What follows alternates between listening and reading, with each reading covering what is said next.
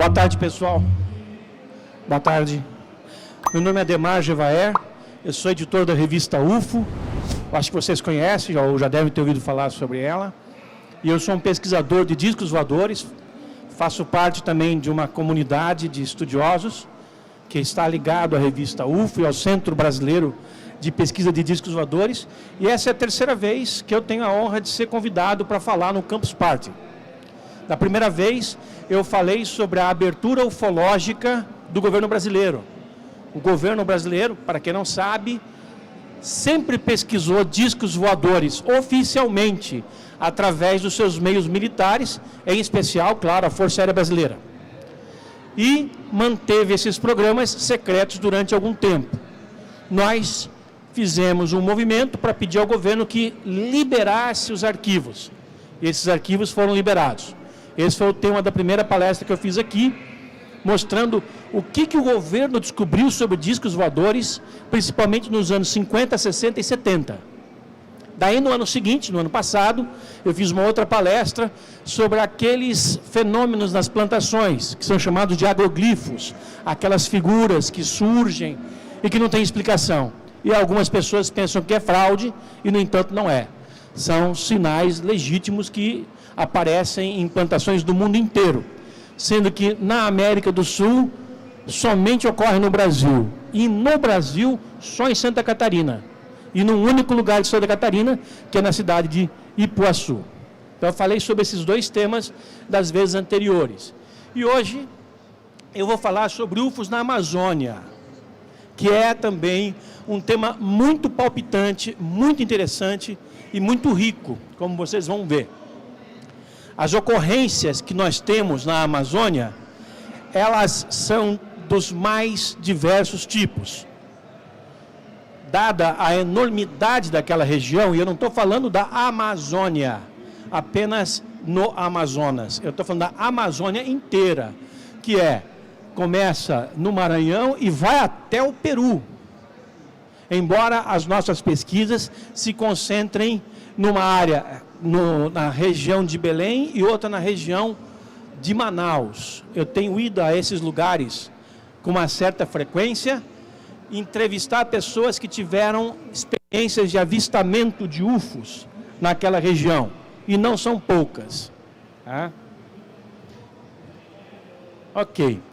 Eu quero pedir desculpa a vocês se essa palestra está escrita em inglês, porque ela foi apresentada recentemente nos Estados Unidos, mas eu vou tratar de falar em português, ok? Bem, em geral, dada a natureza das pessoas na Amazônia, e isso também acontece em outras regiões do Brasil, quando alguém vê um UFO, um disco voador, que em geral tem uma característica luminosa à noite, essa pessoa tem uma tendência a atribuir alguma coisa de folclore à observação. É muito comum você ir até regiões como Minas, Goiás, Mato Grosso, e ao invés de as pessoas falarem em discos voadores, naves extraterrestres, elas falam de mãe d'água, boitatá, mula sem cabeça, virgem de branco, navio fantasma e uma série de outras formas usadas para denominar, de acordo com o folclore e na crença de cada um, o fenômeno que essas pessoas veem. Essas pessoas, nessas regiões, são muito simples. As áreas são bastante extensas. Vive-se em grande isolamento. E há uma dificuldade de difundir essa informação e de obter, nos lugares onde esses fenômenos acontecem, algum dado concreto do que ele seja. Então é muito comum que na Amazônia, que é o foco do nosso trabalho hoje, as pessoas se refiram a objetos voadores não identificados, ou aos discos voadores, como popularmente eles são chamados, com nomes folclóricos. Navio fantasma, por exemplo. Vamos ver alguns casos. Fenômenos luminosos, como esse aí, de um objeto que passa sinuosamente pelo céu, é muito visto por pescadores na região amazônica, por deixar um risco no céu, na verdade na nossa retina, que perdura por alguns segundos até desaparecer, esse fenômeno é conhecido como cobra grande, minhocão, e é, na verdade, um fenômeno luminoso provocado por um objeto voador, que nós hoje sabemos que não são artefatos fabricados no nosso planeta. E não só nós, ufólogos, sabemos disso, como o próprio governo brasileiro sabe disso, porque investigou esse fenômeno na Amazônia, e eu vou mostrar como e o que foi concluído. Mas para isso, para que vocês entendam o que o governo descobriu lá, a gente vai fazer um passeio sobre ocorrências na Amazônia, para vocês terem uma ideia de como esses objetos e esses seres lá se manifestam. Porque não são apenas os objetos clássicos os observados, há também os seus tripulantes, quando esses objetos pousam e os seres que estão dentro, no controle dessas aeronaves, dessas espaçonaves, saem e também estabelecem contato com as pessoas. Isso é uma coisa, na verdade, muito simples de se entender.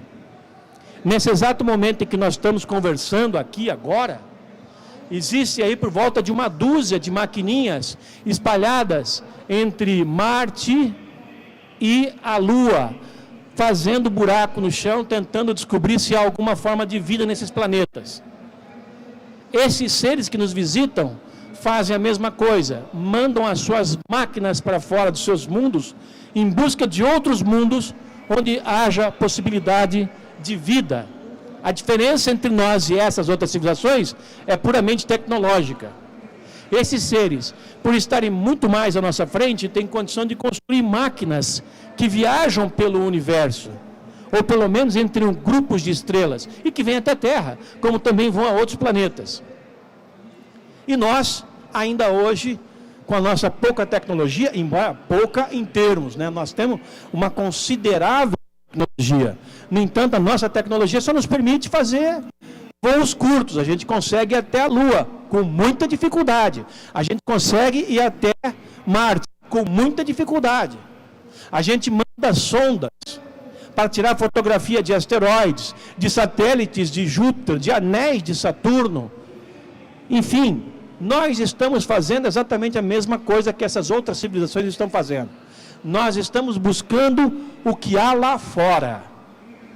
E dentro de algum tempo, talvez algumas décadas, nós vamos fazer exatamente o que essas civilizações fazem hoje, que é mandar naves tripuladas a distâncias muito maiores, para buscar formas de vida em planetas que já estejam documentados, que já estejam catalogados. Hoje, para vocês terem uma ideia, nós temos apenas informação da existência de planetas além desses do Sistema Solar. E alguns deles comprovados. Mas nós não temos a menor ideia de como esses planetas são. Só podemos fazer uma vaga estimativa.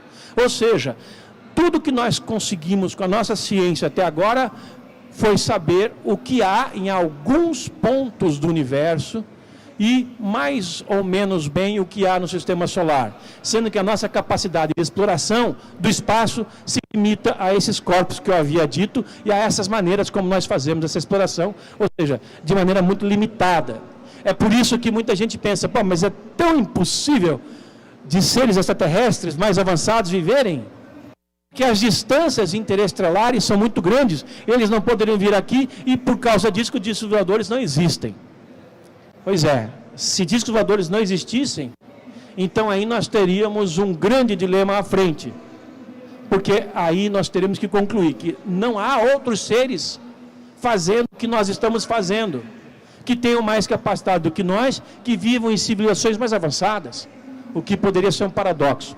É evidente que existem inúmeros níveis de civilizações, de avanços nessas civilizações, e há aquelas que são um pouco mais avançadas do que nós, aquelas que são muito mais avançadas do que nós, aquelas que são infinitamente mais avançadas do que nós, talvez por terem surgido imensamente há mais tempo do que as anteriores e até mesmo do que a civilização terrestre. E do mesmo modo que existem as civilizações mais avançadas, existem naturalmente as mais atrasadas. Vamos dizer que numa escala de 0 a 10, nós estamos no nível 5 de avanço tecnológico.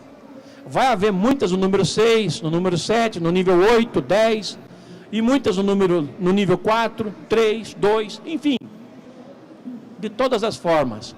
Deve haver por aí civilizações que ainda comem carne crua porque não descobriu o fogo, enquanto há outras que já lograram a proeza de viajar pelo espaço com segurança, com tranquilidade, com eficiência.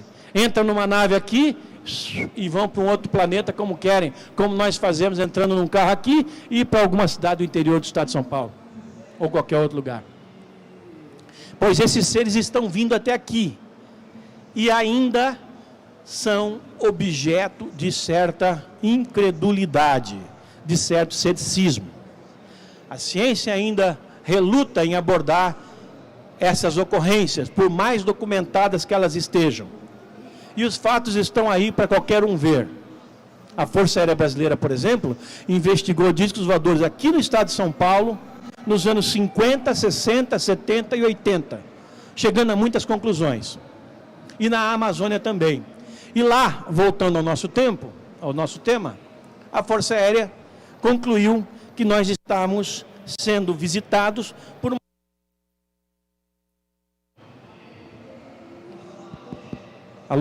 uma espécie muito avançada de civilização que se deteve em alguns pontos de uma região próxima a Belém e de uma região próxima a Manaus.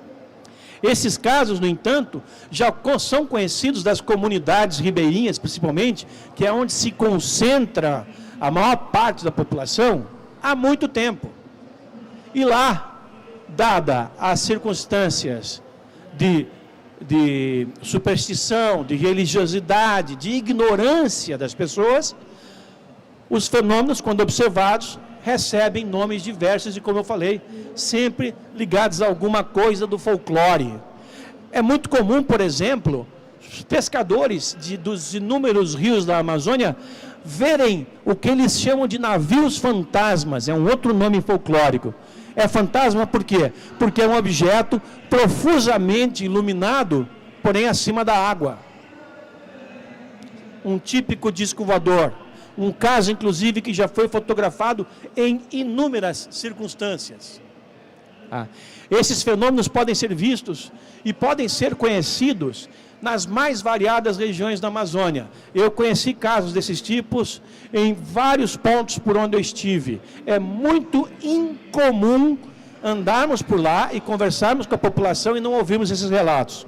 Eu diria que a cada 10 pessoas com quem você conversa na Amazônia, 9, se não as 10, vão te contar alguma história relativa a esses fenômenos. E as pessoas são simples, elas não fantasiam. Há pessoas lá que não têm sequer um rádio, que dirá uma televisão. Pessoas que vão para uma cidade, que saem do seu vilarejo, à beira de algum rio, e que vão à sua cidade, uma vez a cada 2, 3 anos, se é que algum dia foram. Eu conheci gente que nunca conheceu uma cidade grande. E é gente morando a 200 ou 300 quilômetros de Manaus, pelo Rio Negro. Coisa aí de umas 6, 8 horas de barco. Essas pessoas, como esses pescadores, nos dão depoimentos muito límpidos. Diferentemente das pessoas que vivem nos meios urbanos, que têm acesso à informação e que podem, entre aspas, contaminar a informação do avistamento com alguma ideia preconcebida ou com alguma coisa que essa pessoa viu em algum ponto da literatura, da internet, da televisão. A poluição está por aí e a ufologia trata de fazer uma peneira, um filtro dos casos para obter eles mais genuínos, mais descontaminados. Pois na Amazônia, a vantagem da pesquisa é que ela resulta sempre em casos descontaminados, porque as pessoas são muito simples e te dão depoimentos muito vívidos. E eu vou mostrar alguns depoimentos para vocês aqui, alguns casos que eu ouvi lá. As pessoas moram em condições também muito simples, são muito religiosas, as famílias são numerosas. E é muito comum também que a família inteira tenha tido experiências, desde da criancinha até a bisavó, e trocar informações. Porque muitas vezes esses fenômenos estão permanentes em determinados lugares por gerações. parece que, em certa quantidade, até certo ponto, algumas dessas civilizações que já estão vindo à Terra há muito tempo, fazem uma monitoração do que nós realizamos aqui, ficando residentes em vários lugares durante gerações. É o equivalente a dizer que desde o século XIX, passando por todo o século XX, as pessoas que moraram em determinadas áreas relatam sempre o mesmo fenômeno. Por exemplo, eu morei durante muito tempo em Mato Grosso do Sul, e lá eu pesquisava casos no Pantanal. Há algumas regiões no Pantanal em que gerações inteiras, há décadas, vêm observando o mesmo fenômeno. E sempre, claro, dando nomes folclóricos para eles. As pessoas também são muito religiosas. E, curiosamente, em atos religiosos, como procissões como essa daí, as pessoas têm observado fenômenos coletivamente. Dezenas e às vezes centenas de pessoas andando juntas numa procissão ou num enterro, que lá leva a comunidade inteira para o cemitério para fazer o enterro do fulano que morreu. Todas as pessoas observam o fenômeno. É muito curioso. Pessoas simples, nativos, inclusive, os indígenas da Amazônia, também têm uma riqueza enorme de histórias sobre discos voadores, que, claro, eles também os tratam de uma maneira supersticiosa. Inclusive, seres que visitaram algumas dessas tribos e tiveram contato com os índios, como eu vou mostrar no final dessa apresentação, um caso bastante conhecido já no Brasil e no exterior, de uma tribo indígena das mais proeminentes do Brasil, que teve um contato próximo, muito próximo, com um ser espacial. Crianças também são testemunhas de avistamentos ufológicos. E, curiosamente, elas não têm medo do fenômeno. Ao contrário de crianças que têm o mesmo tipo de experiência em cidades maiores, em regiões mais urbanas. Há também na Amazônia, em muitos lugares, uma profusão de vestígios arqueológicos que dão conta que esse fenômeno já vem sendo observado há muito tempo.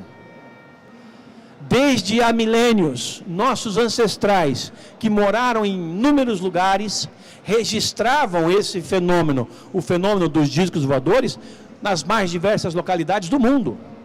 Você hoje vai a certas cavernas, em alguns lugares como o Saara, como a Espanha, como a Ilha da Páscoa, como a América do Norte, como certas regiões da América do Sul, até mesmo do Brasil, e até mesmo aqui de São Paulo, a exemplo de Peruíbe, e você encontra nessas cavernas, ou nesses paredões, inscrições feitas há 30, 40, 60 mil anos, que são chamadas de inscrições rupestres, arte rupestre. No Brasil, um dos pontos mais conhecidos de acúmulo de artes rupestres é a Serra da Capivara, mas também há muito na Chapada Diamantina, na Chapada dos Veadeiros, na Chapada dos Guimarães, lugares que foram habitados há 30, 40, 50 mil anos. E, no entanto, nessa arte rupestre, em que os nossos antepassados deixavam registrados o seu dia a dia, há desenhos de naves espaciais exatamente iguais àquelas que hoje uma testemunha aqui da vizinha Sorocaba, por exemplo, poderia nos desenhar se tivesse visto um fenômeno. O típico prato fundo com um prato raso em cima com uma cúpula. O típico disco voador. Esses desenhos também estão presentes em muitas regiões da Amazônia, provando a ação desses seres naquela região. E inclusive seres com características humanoides, só que de grandes proporções. E há ainda, claro, um fenômeno por ser esclarecido, que eu não entendo por que até hoje não se fez uma excursão ou uma expedição para se desvendar esse mistério, que é a existência de pirâmides num determinado ponto ao norte do Pará, pirâmides com bases quadradas, exatamente iguais às pirâmides do Egito. Há uma que foi descoberto pelo professor Roldão, que infelizmente depois desistiu de fazer uma busca mais concreta por esses achados arqueológicos. Pirâmides na Amazônia, Exatamente. Porque as pirâmides, vocês sabem, elas não estão só no Egito. As pirâmides estão pelo mundo inteiro. Há pirâmides na Índia, há pirâmides na China, há pirâmides por toda a América Central, pela Península de Yucatán, pela América Central, pela América do Sul, pelo norte da América do Sul, em alguns lugares do Chile, do sul do Chile, inclusive. Pirâmides, parece que era um símbolo comum aos nossos antepassados, a produção desses artefatos. E também na Amazônia, elas estão presentes. Mas vamos a alguns casos de observação de discos voadores, de interação direta com o fenômeno que eu registrei nessa parte do Brasil. Eu trouxe 4 casos para apresentar a vocês e vou descrevê-los como eu os ouvi das testemunhas. O primeiro caso ocorreu com essa senhora, a dona Luzia Nascimento de Moraes, que mora numa casinha na vila de Acajatuba, e a vila de Acajatuba fica na Baía de Acajatuba, que é um Paraná, entre aspas, do Rio Negro. Paraná é como eles chamam um afluente naquela região. Às vezes eles chamam de furo também, quando um afluente leva a água de um rio para um outro rio, há um furo. Ou quando é apenas um afluente, eles chamam de Paraná. Essa senhora é um exemplo de caso ufológico que vocês encontram com abundância lá. Ela estava na cozinha dessa casa, uma casa de pau a pique, com o marido e com o irmão do marido. Quando ela, olhando pela janela da cozinha, ela viu um objeto se aproximar e parar no ar. Olhou no chão e numa clareira que há na parte de trás da propriedade dessa senhora, uma casinha bem humilde, ela viu um ser que ela imaginou que fosse do exército, porque esse ser estava vestido com uma espécie de farda. Ela havia visto fotos, ela havia visto pessoas do exército que já passaram por ali fazendo algum tipo de missão, e ela imaginou que aquele ser que ela viu fosse do exército, porque tinha uma roupa inteiriça. O ser veio caminhando, e não parou quando chegou na parede da casa. E ela se estranhou quando ela viu que ele então passou a caminhar pela parede, subir pela parede. Daí pulou, num gesto de grande agilidade, para cima do telhado da casa. Quando aquele objeto que estava mais distante, emitindo o som de uma máquina, semelhante ao de uma máquina de costura, foi se aproximando, ficou bem próximo do telhado da casa, e aquele ser, que ela já tinha desistido de imaginar que fosse do exército, ela já estava convencida de que não era um ser que para ela tinha poderes sobrenaturais. Esse camarada pulou para cima do objeto, entrou por uma porta do objeto e o objeto se afastou. Esse é um caso impressionante. Essa mulher me repetiu essa história em 1997 e depois novamente em 2010, quando eu estive lá e a reencontrei. E nessa ocasião, ela me contou novas histórias que ela viveu ao longo do período. Às vezes, dos UFOs apenas, das naves, e às vezes dos tripulantes. Porque essas naves têm que ter tripulantes. Às vezes eles são chamados de ufonautas, ou são chamados de ocupantes. E sabe o que é o maior barato desses seres? Eles são exatamente iguais a qualquer um de nós aqui, ó. Eles não têm várias pernas, tentáculos, eles não têm 8 olhos, eles têm um corpo exatamente igual ao do ser humano. Eles têm 2 pernas, 2 braços, um tronco, uma cabeça, um pescoço. A cabeça tem 2 olhos, tem um nariz no meio, tem uma boca embaixo do nariz, tem 2 orelhas, uma de cada lado. Eles são exatamente iguais a nós.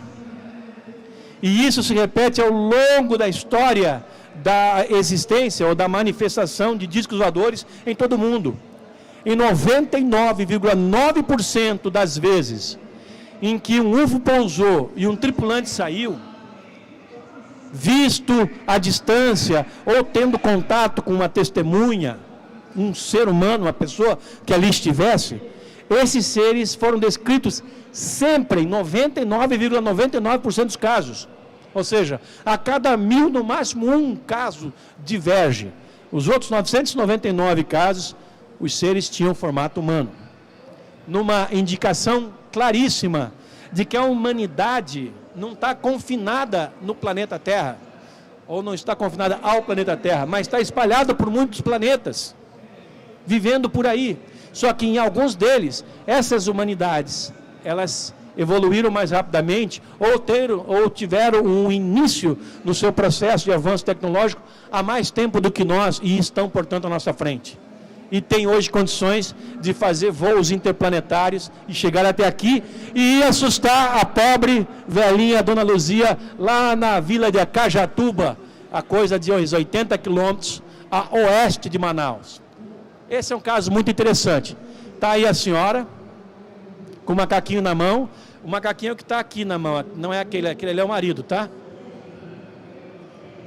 O outro caso também bastante interessante, que é um exemplo de uma ocorrência que se encontra muito lá. Ela aconteceu com o Nailson. O Nailson, quando eu o conheci e estive com ele pela primeira vez, numa viagem em 2001 ou 2002, ele já tinha tudo aquilo ali de filho. No ano passado que eu estive lá, ele já tinha o dobro.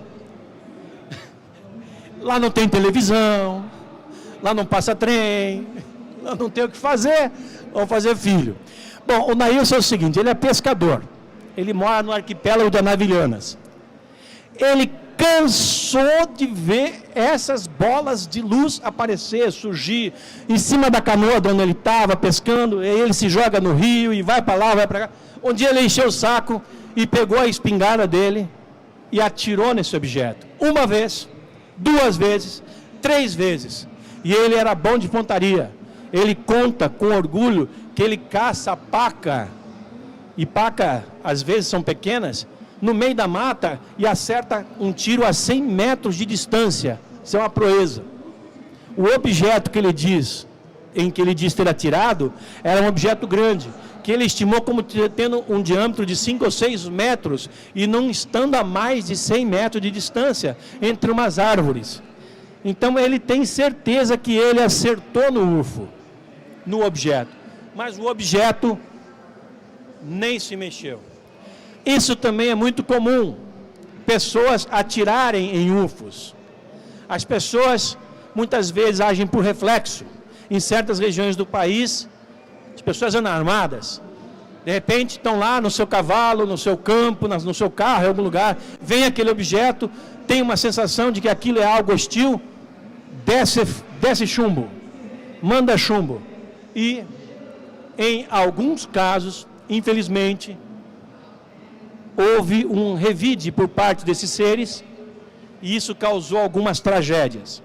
Por exemplo, o vigia de um quartel em Alegrete, no extremo sul do Rio Grande do Sul, numa noite que ele estava de guarda, ele viu um objeto vir sobre o quartel e ele, não sabendo o que fazer, não sabendo a quem pedir instruções, ele abriu fogo.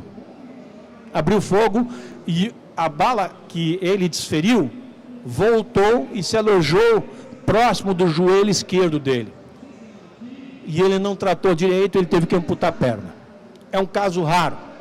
Há casos de perseguição de discos voadores por caças das Forças Armadas de vários países do mundo. Aqui, inclusive, no Brasil, isso já aconteceu. Bem, o Nailson, para sua felicidade, atirou e o objeto nem se mexeu. Ficou ali e depois foi embora.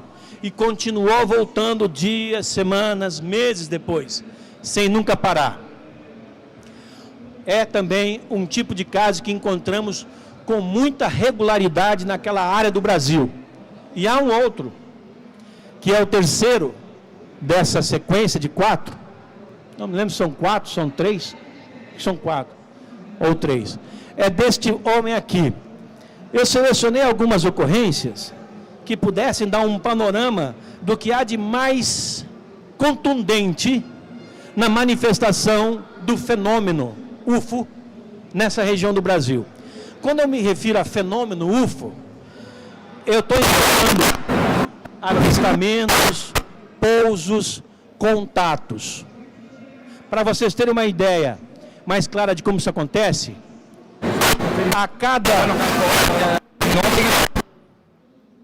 A cada 100 avistamentos, ocorre um pouso. A cada 10 pousos, em média, é visto um tripulante. A cada 3, 4 observações de tripulantes, nós temos o que chamamos de abdução, quando a pessoa é levada para bordo do disco voador. Então, para vocês terem uma ideia, os avistamentos, então, são bastante comuns, tanto de dia quanto de noite. Já os pousos, que é quando a ufologia fica mais quente, porque aí a gente tem a evidência física para examinar, que são as marcas deixadas pela nave, esses são mais raros. E, evidentemente, que a observação de tripulantes é ainda mais rara. Bem, entre a grande quantidade de ocorrências que englobam o fenômeno UFO, está um para o qual nós não temos ainda explicação, mas que é muito interessante, e que ocorreu a esse senhor do terceiro caso que eu estou apresentando.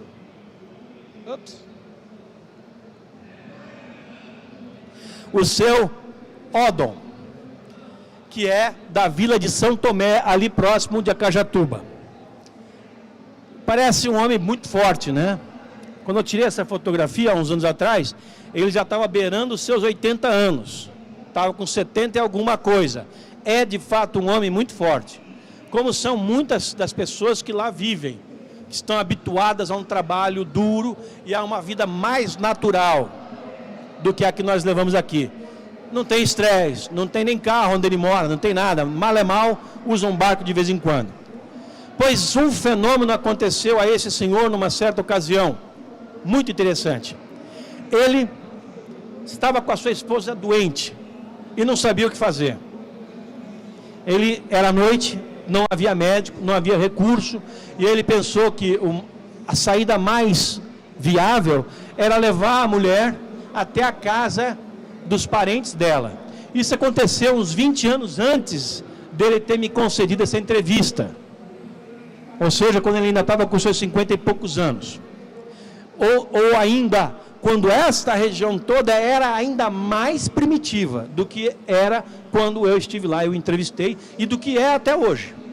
Bem, ele disse que não sabia o que fazer, ele pegou a mulher, botou a mulher num barco e foi remando através desse canal, que é o canal de Acajatuba, até chegar ao Rio Negro, e daí ele tinha que atravessar o Rio Negro, porque os parentes da mulher moravam do outro lado do rio.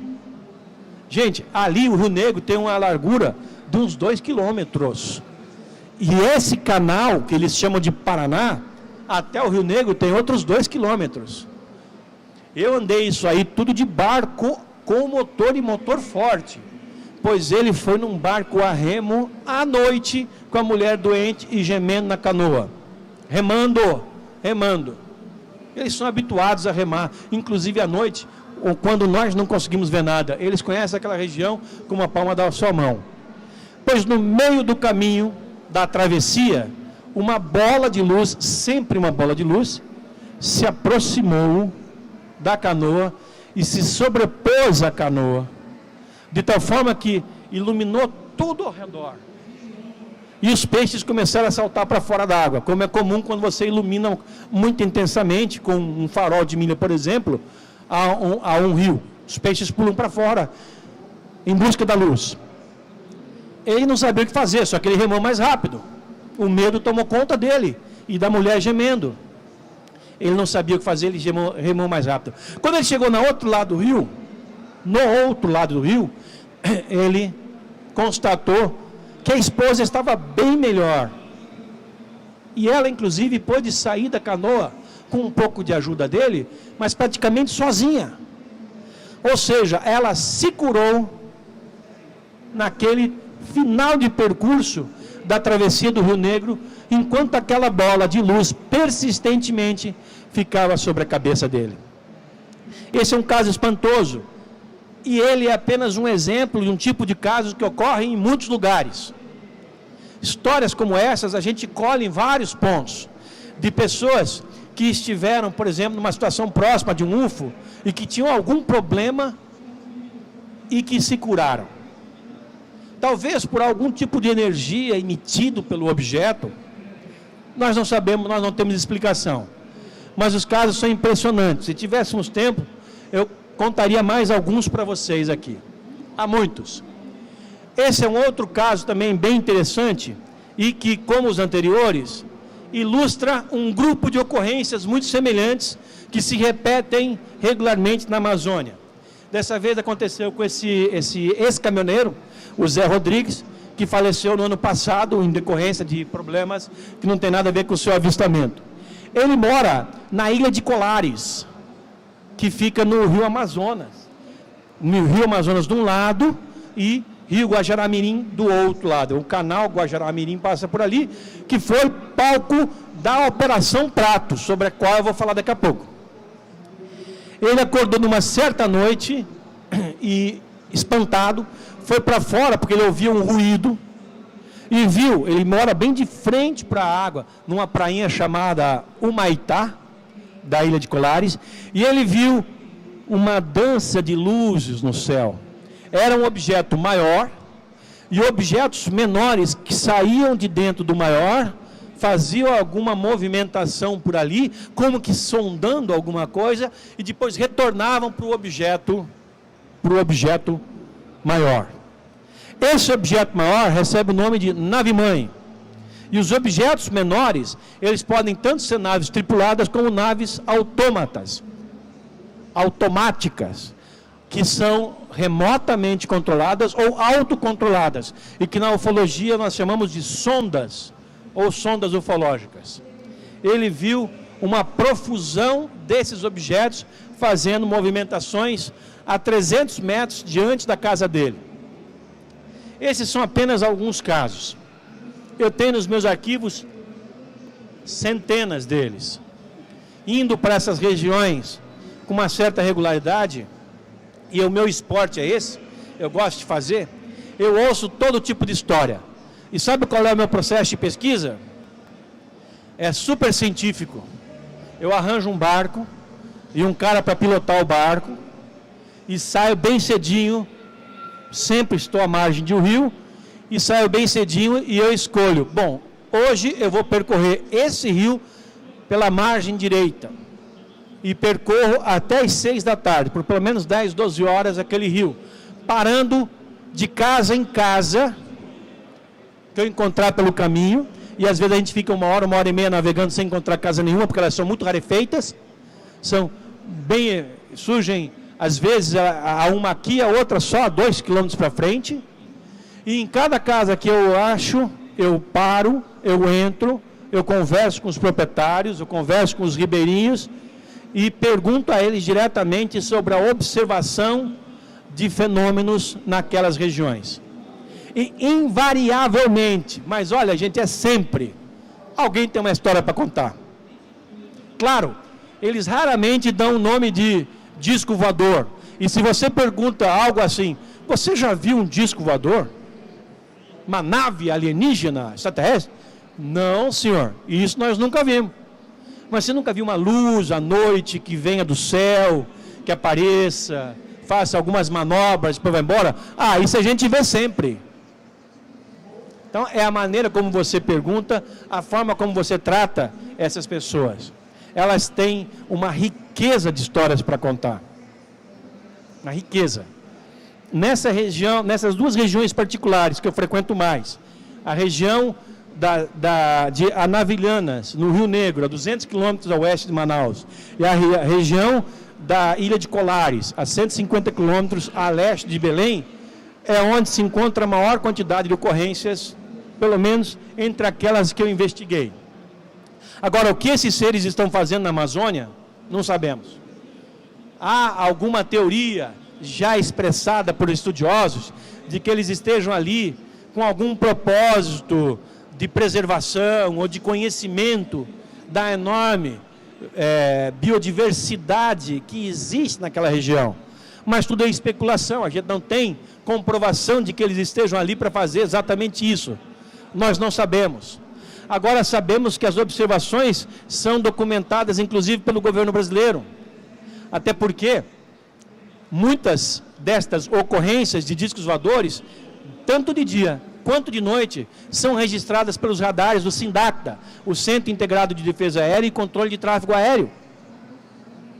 O SINDACTA é uma rede de radares pelo Brasil inteiro que controla tudo o que se passa no nosso espaço aéreo, com raras exceções, em alguns spots onde o radar talvez não penetre, ou onde haja alguma anomalia que o radar não tenha a precisão que tem nos demais. Então, quando aparece um objeto se manifesta, passa sobre São Paulo, ele é detectado. Não apenas por um, mas por inúmeros radares. A existência de radares agora, do programa CIVAM-CIPAM na Amazônia, permitiu um maior número de detectações, ou melhor, de detecções de objetos voadores não identificados naquela região do país. Em alguns casos, os UFOs chegam a ser fotografados por pilotos de linhas aéreas viajando sobre a Amazônia. E eu trouxe um caso que não é recente, é de 1976, de um voo entre Manaus e Belém, da antiga Varig, atual Gol, em que um objeto em formato de disco foi visto e fotografado pelo copiloto. Esses casos são muito comuns. O que nos leva agora a apresentar a vocês uma outra categoria de ocorrências ufológicas em que houve a demonstração de hostilidade por parte desses seres. Muito bem. Especialmente na década de 70 e especialmente numa região a leste de Belém, desde a divisa do Maranhão até a região a 100 quilômetros de Belém, mas também em Belém, nos anos 70 um fenômeno se manifestou. Eram bolas de luz, às vezes com um formato cilíndrico, como se fosse uma lata de cerveja ou de refrigerante, que apareciam e emitiam raios de luz na direção das pessoas.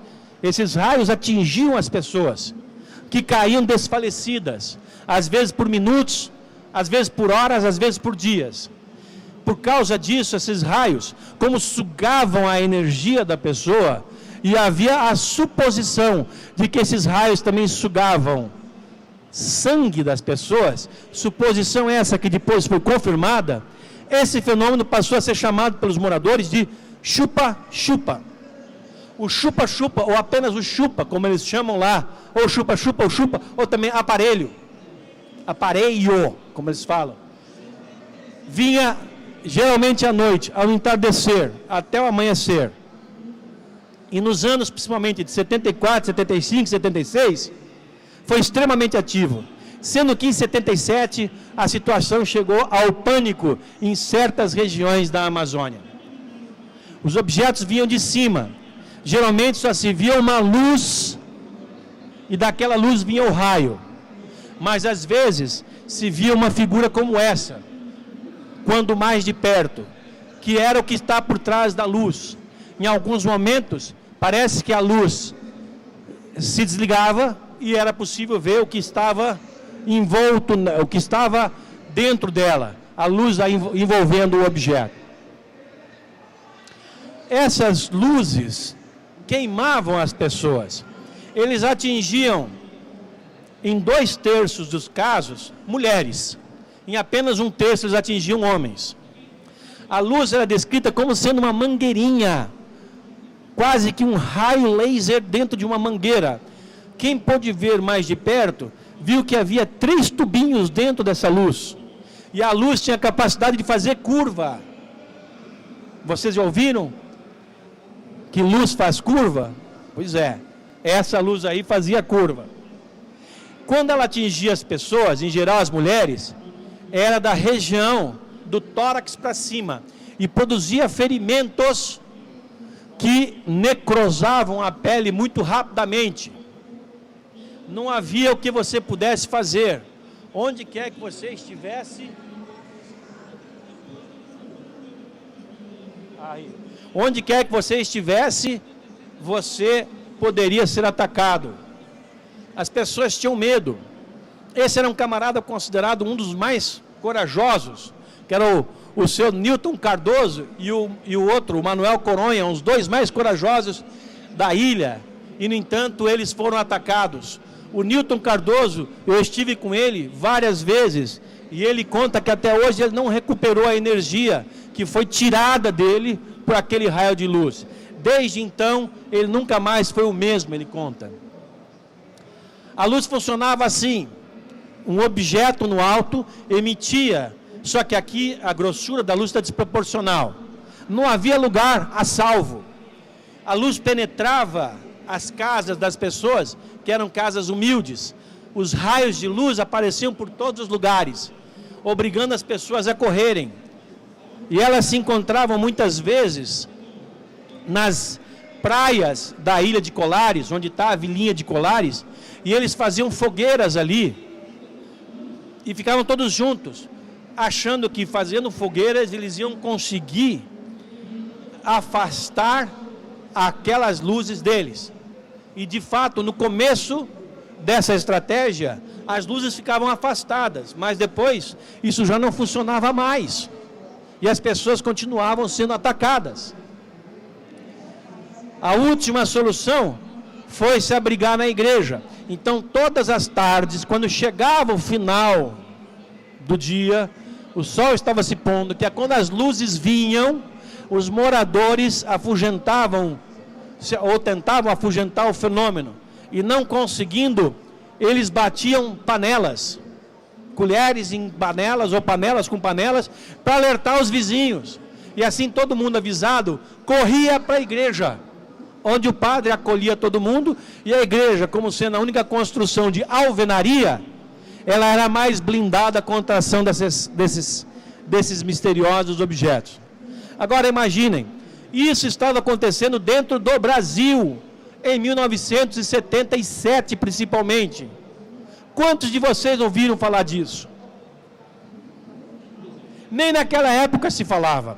A imprensa falou muito pouco, porque imediatamente os militares tomaram conta da situação, ou seja, tomaram conta no sentido de impedir que as informações saíssem daquelas localidades, mas não conseguiram impedir que as pessoas continuassem sendo atacadas.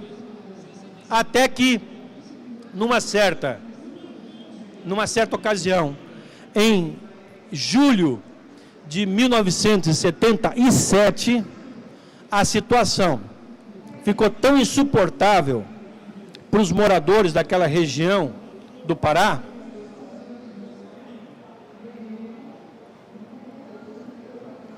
sede, né? Para você está fresquinho aí, né?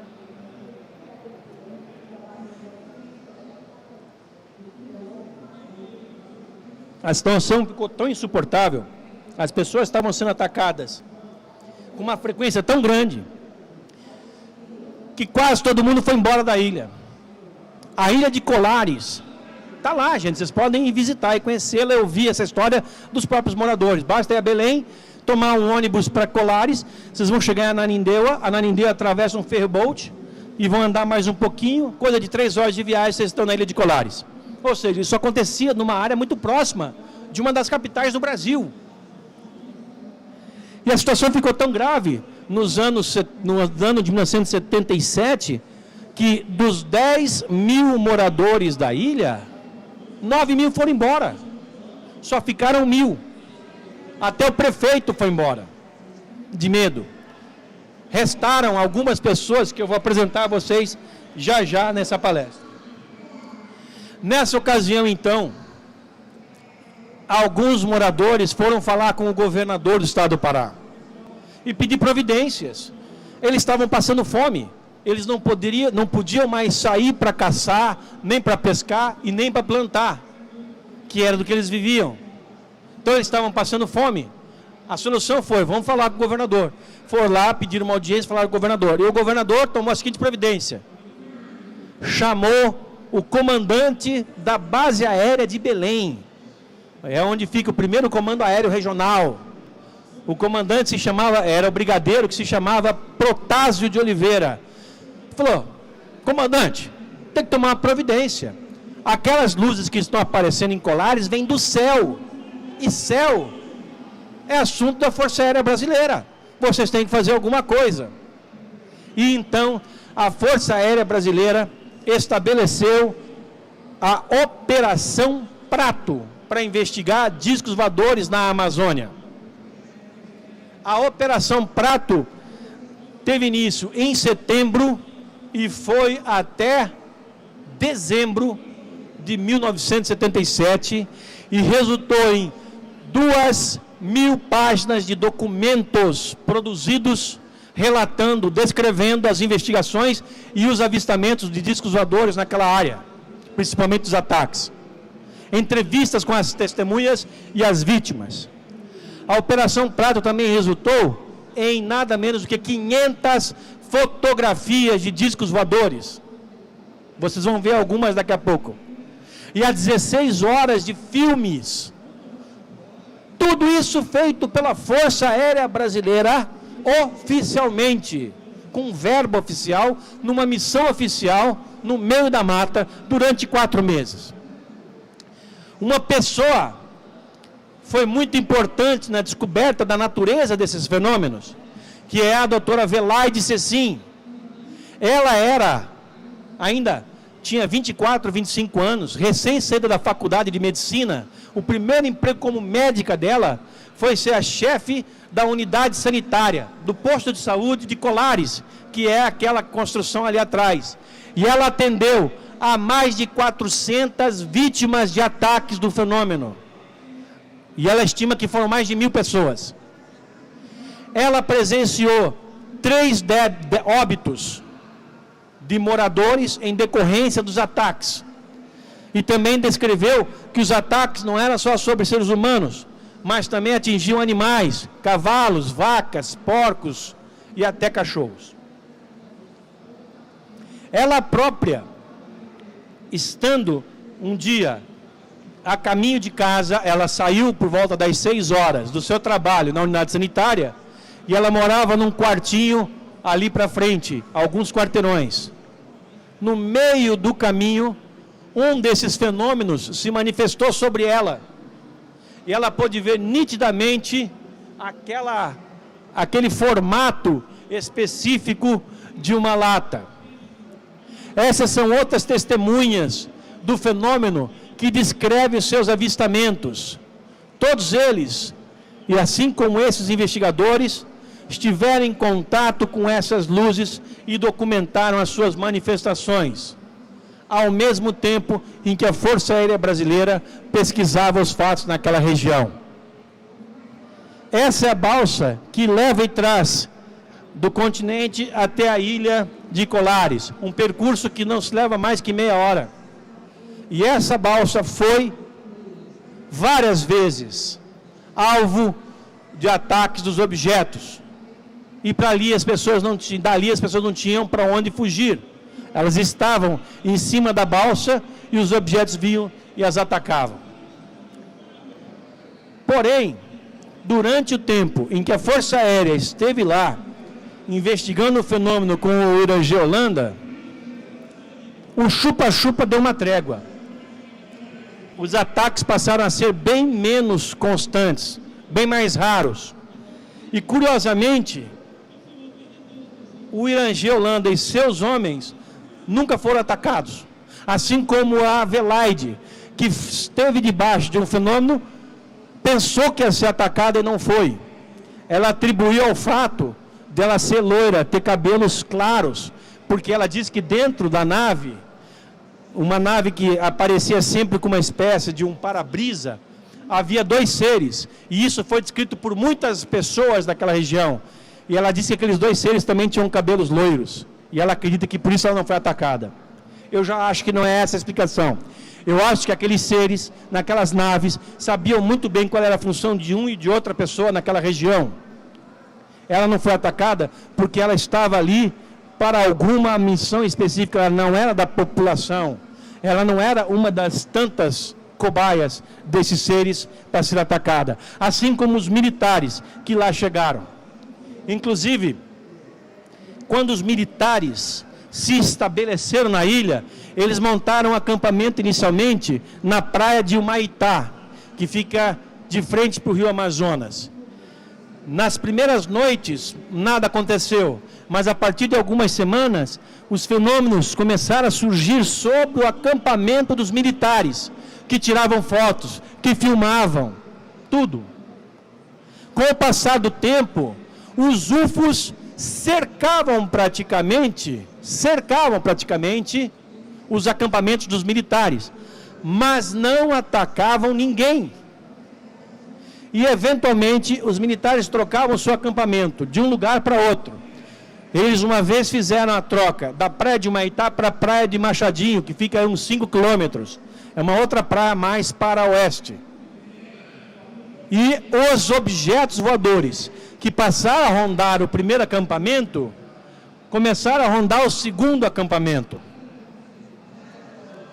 O homem que descreveu todas essas coisas impressionantes era esse aí, o Irangê Holanda, que na ocasião era capitão e que se aposentou da Força Aérea Brasileira como coronel. Coronel Irangê Holanda. Esse homem foi nada menos do que a pessoa encarregada pelo comandante da base aérea de Belém para organizar a Operação Prato. Inclusive o nome Operação Prato foi dado por ele. Ele foi comandante da Operação Prato. Ele que determinou tudo o que foi feito durante a Operação Prato. Ele que comandou a coleta de informações a partir das testemunhas e vítimas. Ele que comandou o registro fotográfico do fenômeno. Ele que comandou as filmagens que foram feitas ainda naquela época de película. Era filme de película, não era filme digital. Nós estamos falando de 1977. Nem vídeo havia. Era película. Super 16mm e Super 8mm. Esse é o homem. Eu tentei conversar com ele durante várias ocasiões. Nos anos 80, nos anos 90, tentei localizar e eu ia encontrar ele em Belém, tentava convencer a me dar um depoimento sobre a Operação Prato, que eu já sabia que tinha acontecido, e ele não abria, porque ele ainda estava na ativa. Mas numa certa ocasião, em 1997, em que eu dei uma entrevista ao Programa Fantástico, falando sobre isso, ele já estava aposentado, morando numa casa de praia em Cabo Frio, e ele na manhã seguinte, na segunda-feira seguinte, me ligou, falando: Jevaer, assisti o seu programa ontem, o Programa Fantástico, a sua entrevista, gostei, e quero te dizer que aprovo o que você está fazendo, você tem mesmo que falar que isso aconteceu, e eu vou te ajudar. Se você quiser, hoje eu posso falar contigo. Nas ocasiões em que você me procurou, eu não podia, que eu ainda tinha compromisso com a Força Aérea. Agora não tenho mais, eu estou aposentado, e se você quiser, venha me procurar e eu vou te contar tudo que você quer ouvir. Eu fui ao Rio, imediatamente para entrevistá-lo. Eu e o co-editor da revista UFO, Marco Antônio Petit. E nós passamos 2 dias com esse homem, que nos contou detalhes de como ele comandou uma operação oficial da Força Aérea Brasileira para investigar discos voadores durante 4 meses na Amazônia. Oficialmente. Como eu lhes falei, cerca de 2.000 páginas de documentos foram produzidos, de um total que se estima de 1.000 casos registrados. Durante os dias em que os militares estiveram lá, eles conversavam com as testemunhas do fenômeno, com as vítimas dos ataques do chupa-chupa. E durante a noite, eles faziam vigílias para tentar filmar, para tentar documentar o fenômeno. Aqui estão algumas páginas. Essas páginas mostram mapas detalhados, inclusive onde se vê a rota que os discos voadores tomavam e como eles se movimentavam. Todo um trabalho feito com o rigor da metodologia científico-militar de apuração de casos. Dentro da Operação Prato, havia pelo menos 30 homens da Força Aérea Brasileira, todos, ou a boa parte deles, treinados. Gente que conhecia de aeronáutica, de astronomia, de meteorologia, de geologia, de física, pessoas que tinham capacidade de avaliar o fenômeno. E logo de cara o fenômeno foi dado como de origem não terrestre. Aquilo que estava se manifestando lá não tinha origem na Terra. As naves, e isso foi declarado nos documentos da Operação Prato, não tinham origem neste planeta. Aqui nós temos mais alguns mapas em que se pode ver o detalhismo do trabalho, que em algumas ocasiões foi conduzido com a cooperação de militares americanos, que vinham ao Brasil especificamente para isso. Eu pedi para fazerem desenhos coloridos dos objetos descritos nas páginas oficiais. Esse é o famoso disco voador. Um prato de sopa com outro invertido sobre o primeiro, fazendo movimentos. Isso foi um avistamento em novembro de 77, às 19 horas da noite, na ilha de Colares. Documentado pela Força Aérea Brasileira. Esse é um documento oficial. Depois me lembrem de dar a vocês o endereço na internet onde vocês podem baixar 400 páginas desses documentos em formato PDF e verem por si mesmos a gravidade do assunto. Nesse outro documento da Força Aérea Brasileira, que está muito mal reproduzido infelizmente, nós temos a descrição de como era o fenômeno. O fenômeno que se chamou chupa-chupa era uma nave num formato de uma lata de cerveja como essa daí, que tinha uma janela grande, um para-brisas grande e dois seres. As pessoas costumavam chamar esses dois seres de casal. Eles eram um casal. E a Adelaide os descreveu como sendo de cabelos loiros. Em outras ocasiões, as pessoas chamam eles de japoneses, porque eles tinham os olhos puxados. Quem viu bem de perto, especialmente numa região a 2.000 quilômetros dali de Belém, lá no arquipélago de Anavilhanas, onde esse fenômeno também se manifestou, embora sem os ataques, as pessoas viam os objetos tão de perto, jogando inclusive mangueiras para sugar algum tipo de líquido dali, além da água que vinha naturalmente na mangueira. As pessoas descreviam esses seres, os tripulantes das naves, como japoneses. Aí, os objetos faziam movimentos erráticos, poderiam viajar ou voar em qualquer direção. Vejam que nós estamos falando do mesmo tipo de objeto em formato de lata, que tem, deixa eu voltar, que tem na sua parte de baixo, essa saliência da onde saíam os raios que atingiam as pessoas. Raios, eu repito, que faziam curva, como os raios lasers, mas que fazem curva. Está aqui mais um desenho de um objeto com algum tipo de sistema de propulsão. Aquela é a documentação pela Força Aérea Brasileira. E aqui está o desenho reproduzido a partir da documentação.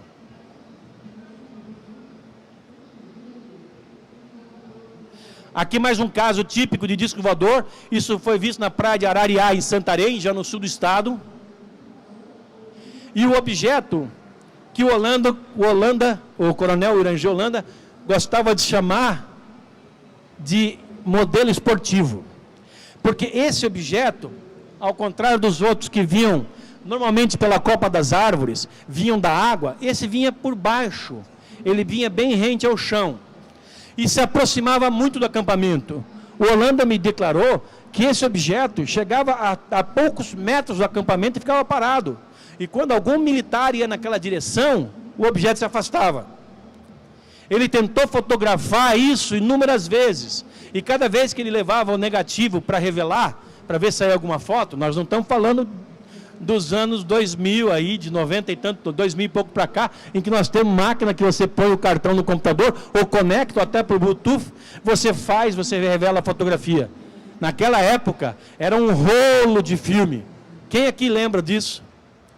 Olha só, um rolo de filme que você tinha que revelar numa solução e depois fazia o positivo a partir daquele negativo. Quando ele levava aquele rolo de filme para revelar, ele ficava frustrado, porque apesar de ter feito a fotografia com o maior capricho, nada aparecia. E foram semanas disso, esse objeto, o esportivo, aparecendo e ele não conseguindo registrar. Até que ele recebeu de presente de militares americanos, da CIA, que compareciam ali regularmente. Gente, nós estamos falando de uma época em que os americanos mandavam, não que eles não mandem agora, mas naquela época eles mandavam muito mais em toda a América do Sul, e principalmente no Brasil. Se tivéssemos tempo falaríamos sobre isso, mas todos os governos militares que foram colocados nesses países contaram com a ajuda norte-americana, que tinha interesses diretos na América do Sul. E aqui no Brasil, eles tinham uma ingerência em todas as situações militares possíveis. E quando esse fato começou a acontecer na Amazônia, eles vinham ao Brasil regularmente e iam na Amazônia porque queriam saber diretamente do comandante da Operação Prato, do Durangê Holanda, o que se passava. E muitas vezes eles participavam das atividades de pesquisa e vigília dos UFOs naquela ocasião. Pois bem, vendo a dificuldade da Holanda em registrar esse fenômeno, os militares deram a ele câmeras sofisticadas e filmes ultrassensíveis. E a partir do uso desse equipamento, que finalmente ele conseguiu registrar esses objetos menores, que ele chamava de modelos esportivos, que ele dizia que tinham o tamanho de um carmanguia. Vocês sabem o que é um carmanguia? É um carrinho pequenininho que havia nos anos 60, 70. Em algum lugar do mundo ainda há um outro, tá? Aqui já é um objeto grande. Esse é do tipo em que se chama nave-mãe. E vocês vão ver uma foto dela daqui a pouquinho. Havia também objetos em forma de delta, como o B2, que só foi produzido algumas décadas depois. Também registrado na documentação oficial da Força Aérea Brasileira. Vejam algumas fotos. Infelizmente, amigos, as fotos não são nítidas e nem são claras. Mas são as únicas que nós conseguimos. Por quê? Eu falava no começo dessa palestra que a Força Aérea Brasileira aceitou um pedido dos ufólogos, da revista UFO e da Comissão Brasileira de Ufólogos, para abrir seus documentos secretos sobre discos voadores. A Força Aérea Brasileira pesquisou os UFOs dos anos 50, 60 e 70. Durante os anos 50, no Rio, em 1954. Durante os anos 60, aqui em São Paulo, aqui do lado, no 4º Comando Aéreo Regional, aqui em Cambuci. Ali funcionava o Sistema de Investigação de Objetos Aéreos Não Identificados, SIOANI, que em 1969 era o maior organismo oficial de pesquisas ufológicas do mundo. Hoje, não há um organismo semelhante. Em vários lugares do mundo, sim, há, mas aqui no Brasil não há. Na América do Sul, existe uma entidade oficial de pesquisas ufológicas dentro da Força Aérea Uruguaia, em Montevidéu, cujo comandante é o coronel Ariel Sanches, que eu tive a oportunidade de entrevistar. No Peru, existe o Departamento de Investigação de Fenômenos Aéreos Anômalos, como são chamados os discos voadores lá. O atual diretor é o comandante José Júlio Vucetich Abanto, que eu entrevistei há 3 meses. Na Argentina, existe o Centro de Investigações de Fenômenos Aéreos Anômalos também, da Força Aérea Argentina. No Chile, há uma entidade semelhante, chamado Centro de Estudo de Fenômenos Aeroespaciais. E assim no continente, há 5 entidades oficiais de pesquisas ufológicas abertas. Você pode mandar informação e eles te respondem. E as informações que eles coletam estão na internet. No Brasil nós tivemos isso em 1969. E a central de operações era aqui do lado, no 4º Comando Aéreo. É dali que iam equipes de investigação desse fenômeno, militares, para várias regiões do Brasil. Eles iam para todo o interior do estado de São Paulo, sul de Minas, Rio de Janeiro, Paraná, Santa Catarina, Rio Grande do Sul, Nordeste, investigar o fenômeno. Bem, nós sabemos disso há muito tempo, só que os documentos produzidos, tanto nos anos 50, quanto nos anos 60, aqui no Cione, como os documentos dos anos 70, da Operação Prato, às vezes vazavam, e a gente tinha posse disso. O restante ficava guardado. Nós então fizemos em 2004 um movimento para pedir ao governo que abrisse os seus documentos. Entre eles os documentos da Operação Prato, fotos, tudo. E o governo cedeu e abriu das 2.000 páginas, perto de 400 páginas do que aconteceu na Amazônia. E das 500 fotografias, 150 fotografias foram liberadas. Claro que o governo não liberou o principal, o mais quente, o mais contundente, o mais sério. O governo liberou aquilo que dava para liberar. E, infelizmente, essas fotografias são de baixa qualidade. As boas, muitas delas eu vi, dentro de uma unidade da Força Aérea Brasileira em Brasília, as boas não foram liberadas. Não foram ainda. Nós continuamos com a nossa campanha pedindo para o governo liberar o resto. Por isso que as fotos são assim, com baixa qualidade. Essa é a nave-mãe, que foi registrada naquele documento como aquele outro formato que eu mostrei agora há pouco.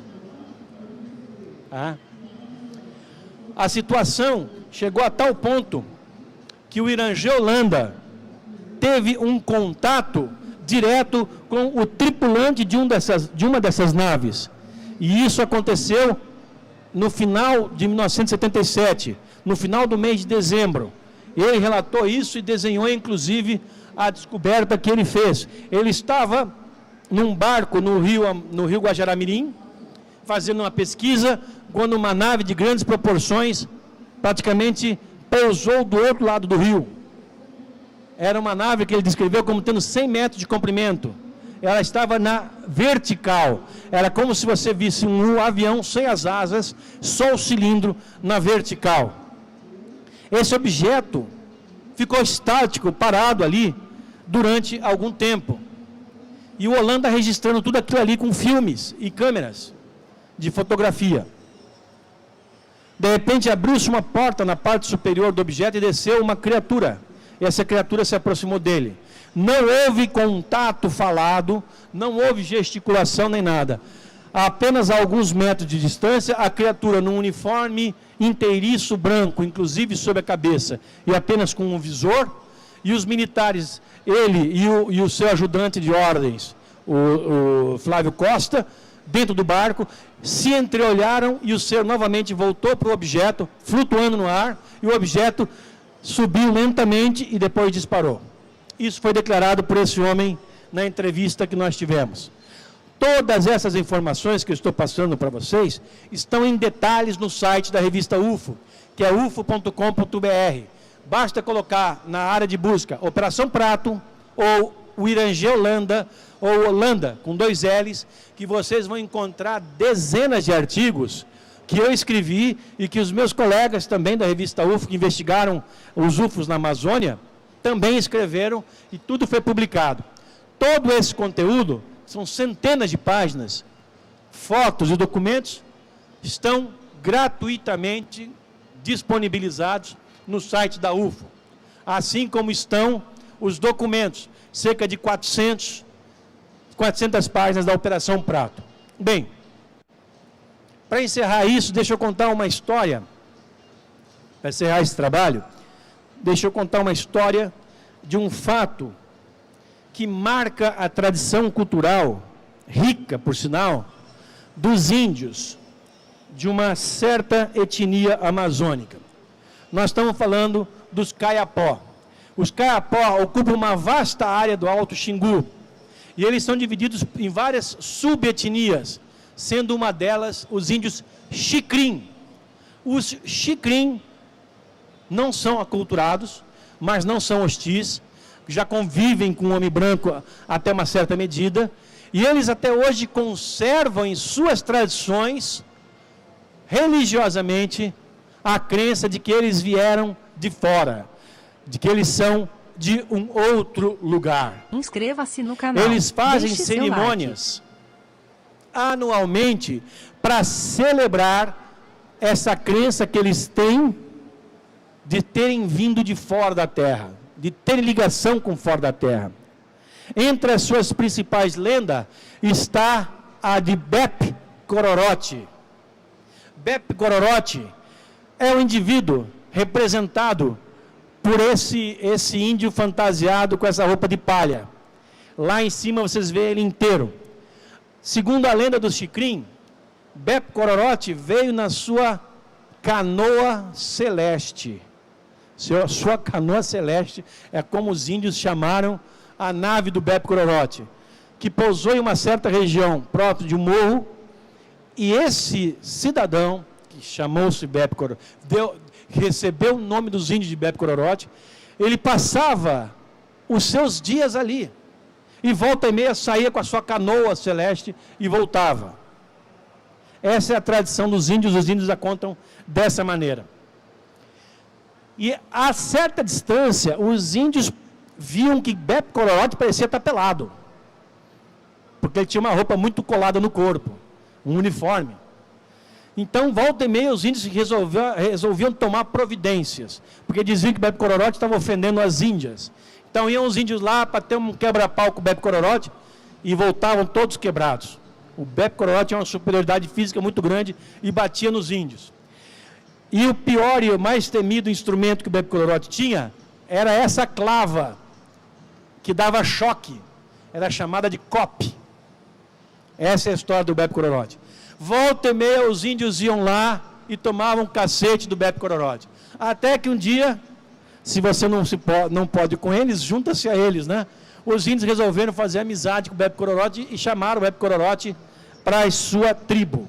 E nessa tribo, Bebe Cororote conviveu com os índios durante anos, inclusive casando com uma índia. Tudo isso aí é a história dos índios que eu estou narrando a vocês. Veja se eles poderiam criar isso do nada. Esse ser espacial, Bebe Cororote, casou-se com uma das índias, teve filhos. E um dia resolveu ir embora e levou a mulher e os filhos. E até hoje, os índios Xikrin esperam que ele volte.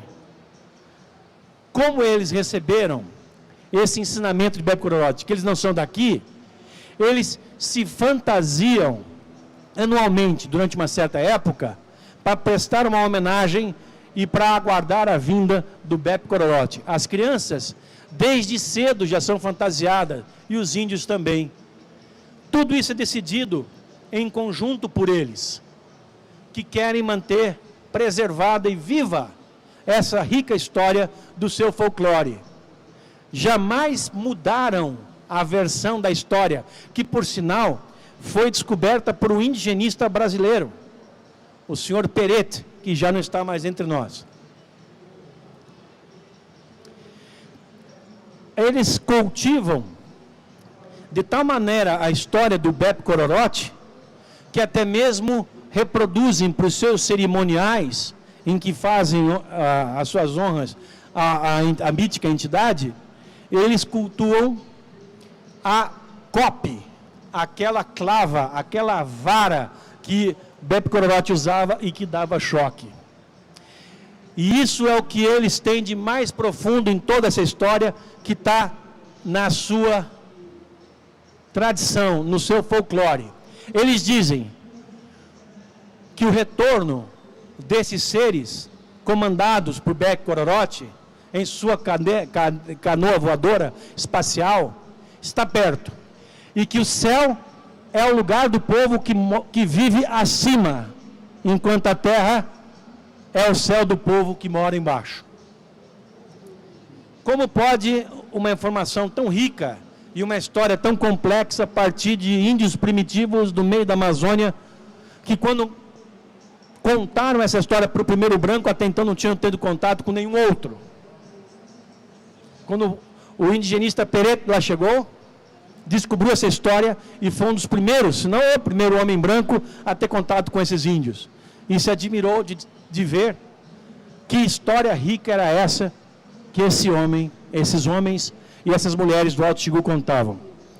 Se nós andarmos pelo mundo procurando etnias na África, na Austrália, na Ásia, muitas delas muito isoladas, inclusive na América Central, nós vamos escutar histórias idênticas de seres que vieram do espaço e que conviveram com os índios que ali moravam.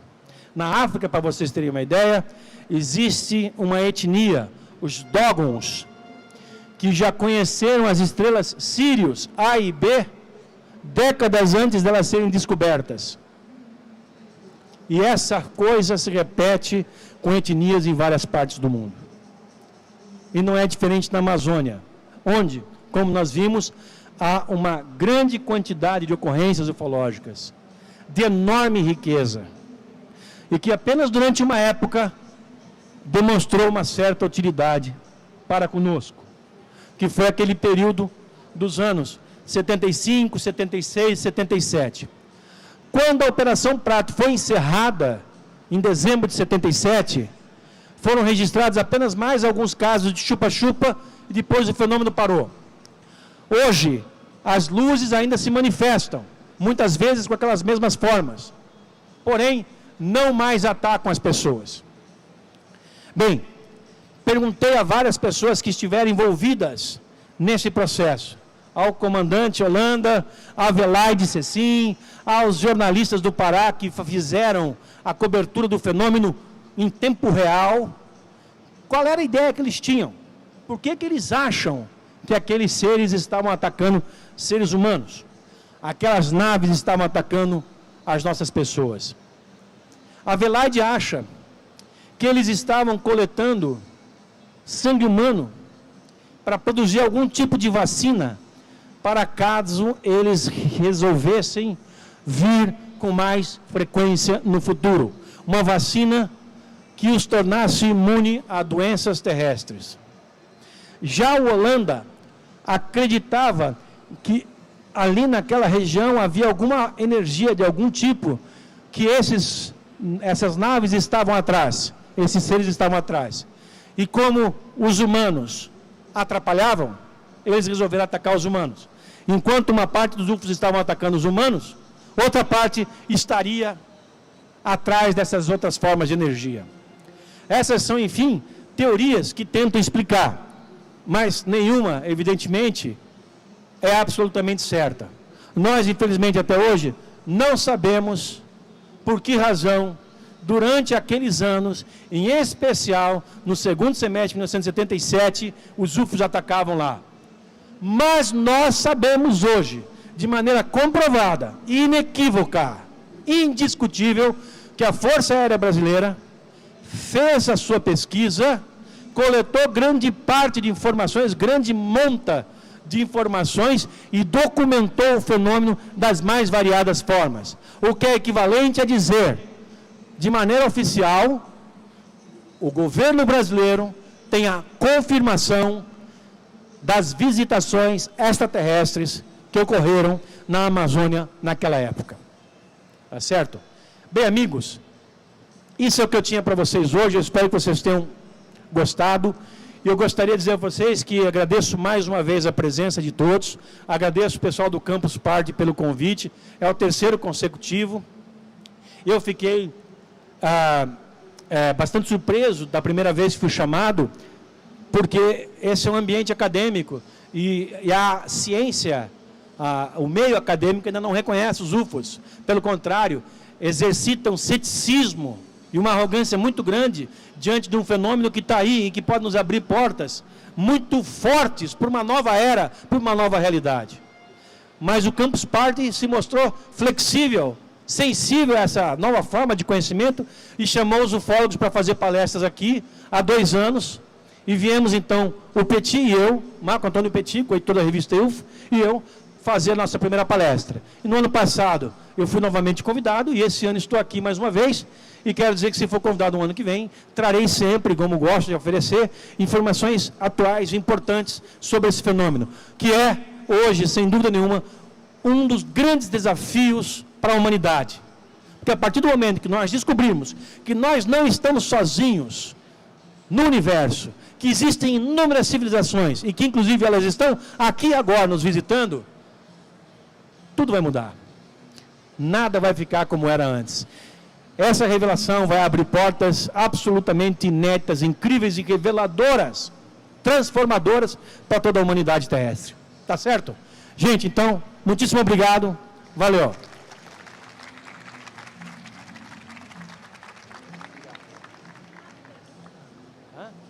Se alguém quiser fazer pergunta, vem até aqui, eu respondo aqui, porque eu acho que nós temos um problema com o tempo aqui, né?